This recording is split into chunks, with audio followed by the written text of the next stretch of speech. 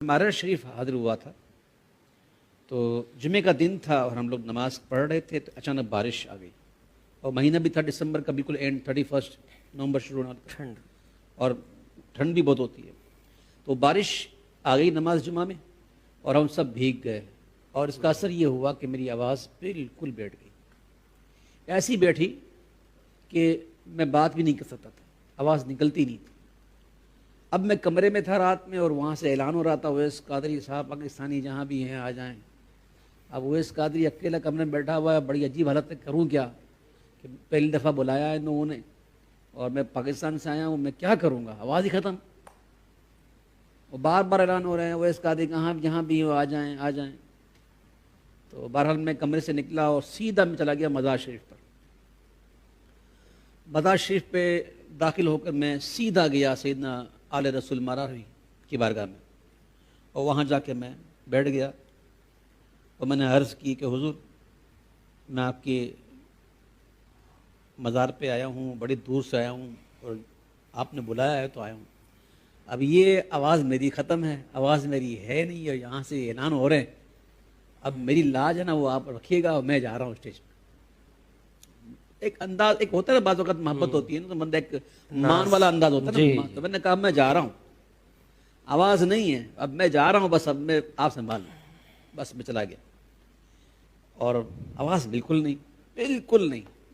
بات بھی نہیں کر سکتا، کتنی آواز بھی نہیں۔ اور انہوں نے مجھے اناؤنس کر دیا، میں آ کے بیٹھ گیا، میں نے مائک پکڑ لیا۔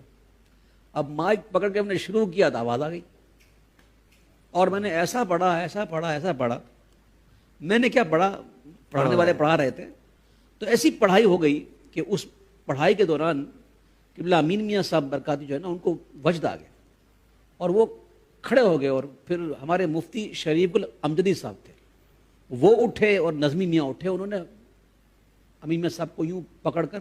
بڑے زور سے بھینچا اور وہ تھے بھی اس وقت وہ رات تھی کہ جس رات میں وہ سارے تبرکات کو وہ ذبتن کرتے ہیں، یعنی کہ وہ خرقہ والی رات ہوتی ہے جو اس میں وہ سارے تبرکات بڑے بڑے بزرگوں کے، کسی کا جبہ تو کسی کے بڑے امامہ، اور تو بڑا عجیب وقت ہوتا ہے وہ، تو خرقہ پوشی کی رات ہوتی ہے وہ، تو وہ اس میں تو کبھی اٹھتے بھی نہیں تھے، وہ بیٹھے ہی ہوتے تھے،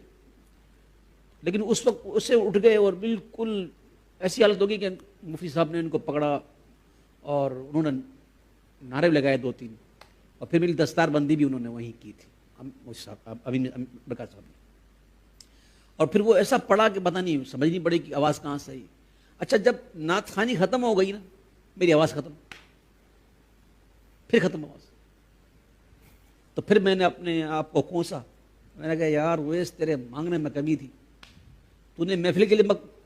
آواز مانگی تھی، ارے بھائی ہمیشہ کے لیے مانگتی، تیرے آواز کبھی نہ بیٹھتی، سبحان اللہ، تو نے مانگنے میں غلطی کر لی، کمی کر لی، تو نے یہی کہا تھا کہ میری لاج اب یہ رکھ لیں، اگر تو یہ کہتا کہ ہمیشہ کے لیے لاج رکھ لیں تو زندگی میں کبھی تیری آواز نہ بیٹھتی، یہ وہ وقت تھا۔ بہرحال یہ ایک واقعہ تھا، میں نے عرض کر دیا، یہ ہمارے بزرگوں کا کرم ہے۔ میرے اعلیٰ کہتے ہیں کیسے آقاؤں کا بندہ ہوں رضا، کیسے آقاؤں کا بندہ ہوں رضا، بول بالے میری سرکاروں۔